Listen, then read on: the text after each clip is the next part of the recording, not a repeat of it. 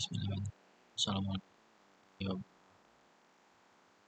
wabarakatuh. Saya Zaki di Sistem Informasi dan Di sini saya akan bahas mata kuliah sangat berorientasi objek.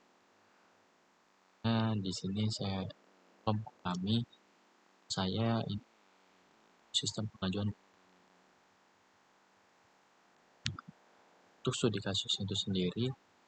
Ini jadi seluruh kegiatan yang diadakan itu tentang dana yang menggunakan asal sebagai media untuk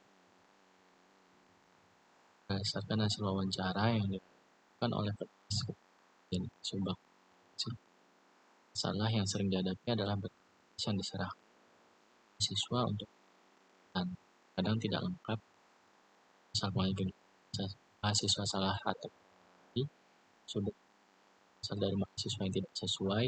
Banyak mahasiswa yang bertanya tentang posisi proposalnya telah lamanya proses pencarian data pengajuan kegiatan dikarenakan maksimum untuk pengajuan proposal. Kita ke mahasiswa juga sibuk seperti perkuliahan. Siswa yang sering datang pesan dan seharusnya diserahkan seperti sana. Lebih lagi, dana yang diminta kadang tidak sesuai dengan kegiatan yang akan dilaksanakan. Jadi dari studi kasus sudah saya baca, dapat disimpulkan kesalahan tidak adanya riwayat tujuan transaksi proposal. Saya tersebut tidak dapat cek ketika statusnya hilang. Bukannya komunikasi intens dikarenakan COVID sehingga terbatasnya interaksi secara offline tujuan dana. 3. Pengetahuan mengenai berapa lama proposal yang telah diajukan, tolak ataupun diterima. 4. Kurangnya pengetahuan mengenai apa saja pembaruan proposal jika proposal tersebut.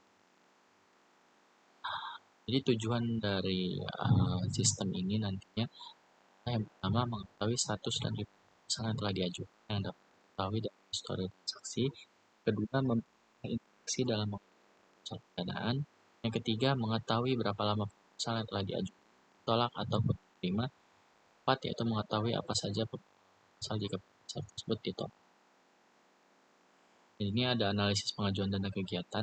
Jadi pengajuan pendanaan kegiatan ini disertai oleh mahasiswa, staf TU atau admin, dan pimpinan agar bisa mencairkan dana yang diajukan mahasiswa.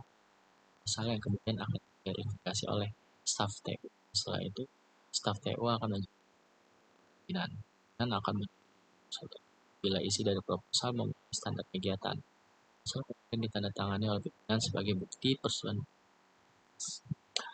Analisis proses pengajuan dana kegiatan. Jadi, pertama mahasiswa ini akan meminta dana kegiatan buat yang ingin meminta dana kegiatan akan memesan sebagai pengajuan proposal tersebut terlebih oleh staf TU untuk mengisi proposal. Proposal tersebut dicatat di sebuah histori transaksi. Setelah dicatat dan diverifikasi, proposal itu sudah akan dituliskan ke pimpinan dan akan mengecek isi proposal atau tidak.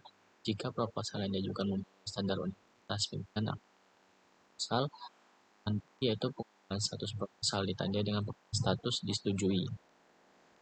Jadi analisis kebutuhan sistemnya di sini untuk yang sistem fungsional ada 9 tambah mahasiswa dapat proposal hanya diajukan oleh mahasiswa dan dosen di Fasilkom Unsri. 3.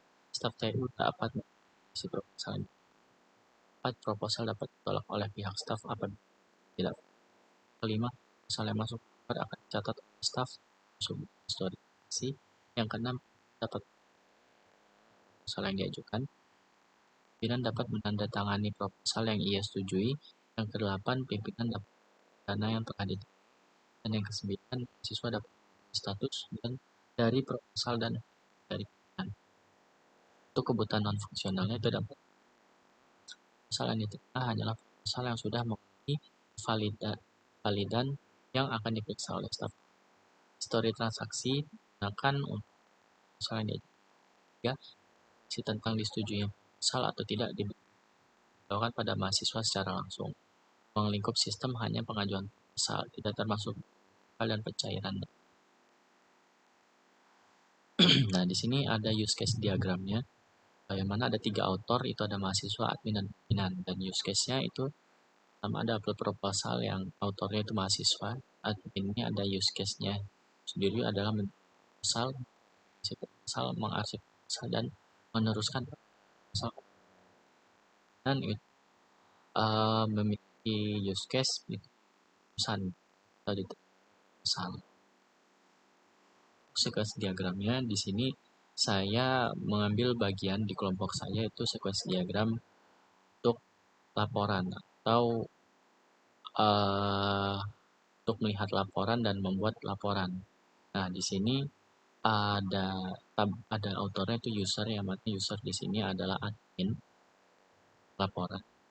Jadi proses yang pertama itu ada lihat data pengajuannya, dan juga data pengajuan tersebut bisa di sorting dan juga bisa juga dicari melalui fitur search di tabel pengajuan. Jadi untuk datanya itu ada di tabel dari data-data yang sudah dicari tadi itu dikumpulkan dan dibuat menjadi laporan dengan fungsinya itu ada laporan data pengajuan, dan nanti data masuk ke data lapor, dan fungsinya fungsi yang akan berjalan nantinya itu di laporan ini ada cetak laporan dan ekspor data laporan. Ini ada kelas diagramnya untuk laporan. Di sini ada user, laporan, dan pengajuan. Jadi, untuk user itu sendiri ada atributnya itu ada ID user. Nah, itu tipe datanya integer, username tipe datanya varchar, password tipe datanya varchar, alamat, email, dan level yang ketiganya juga varchar. Untuk metodenya itu sendiri di usernya ada tambah user dan login. Nah, di laporan ini atributnya ada ID laporan, ID user, dan ID yang tipe integer, tanggal laporan yang date, itu INT, jumlah pengajuan si salah seharusnya INT atau integer. Nah, untuk metodenya itu ada buat laporan, lihat laporan, update laporan, dan cetak laporan. Di pengajuannya atributnya itu yang pertama ada ID pengajuan itu INT, ID proposal INT, ID user, tanggal pengajuan itu status pengajuan itu varchar. Metodenya itu sendiri di pengajuan ini ada tambah pengajuan, update pengajuan, dan lihat. Kelas diagram ini dilakukanlah mapping to code. Nah, di sini ada kelas user. Nah, code-nya di sini ada kelas user dan atribut yang didefinisikan itu ada user, ID user yang mana data integer, username, password, alamat, email, dan level yang string. Dengan metode-metodenya tadi itu ada 2, tambah user dan login. Login ini kita membutuhkan kita parameter, yang mana parameter adalah username dan password. Untuk kelas pengajuan di sini sudah didefinisikan atribut-atributnya, ada ID pengajuan, ID proposal, dan ID user yang mana bertipe data integer, dan juga ada tanggal pengajuan yang bertipe data date, dan status pengajuan yang bertipe data string. Untuk metodenya ini ada tambah pengajuan, update pengajuan dengan parameternya itu ID pengajuan, dan lihat pengajuan dengan parameternya juga ID pengajuan. Agar kita dengan parameter ini kita bisa menandakan pengajuan yang mana yang mau kita lihat atau yang mau kita update. Untuk di laporan ini ada beberapa atribut juga. Yang pertama itu ada ID laporan bertipe data integer, ID user bertipe data integer, ID pengajuan bertipe data integer, tanggal laporan bertipe data date, jumlah pengajuan bertipe data integer, dan jumlah pengajuan terverifikasi itu integer. Untuk untuk metode-metodenya itu ada 4. Di sini ada buat laporan, yang mana di laporan ini kita membutuhkan ID pengajuan agar kita bisa mendeteksi berapa jumlah pengajuan dan jumlah pengajuan terverifikasi tadi. Jadi kita memerlukan ID pengajuan untuk menentukan pengajuannya yang mana saja. Nah, untuk metode yang kedua itu ada lihat laporan. Jadi ini untuk melihat laporan yang mana yang ingin kita lihat. Di sini membutuhkan parameter ID laporan yang akan menunjukkan laporan mana yang lalu ada update laporan dan cetak laporan. Parameternya sama dengan lihat laporan, yaitu integer ID laporan, yang mana laporan yang mau kita update atau cetak. Mungkin itu saja yang dapat saya presentasikan. Saya ucapkan terima kasih. Assalamualaikum.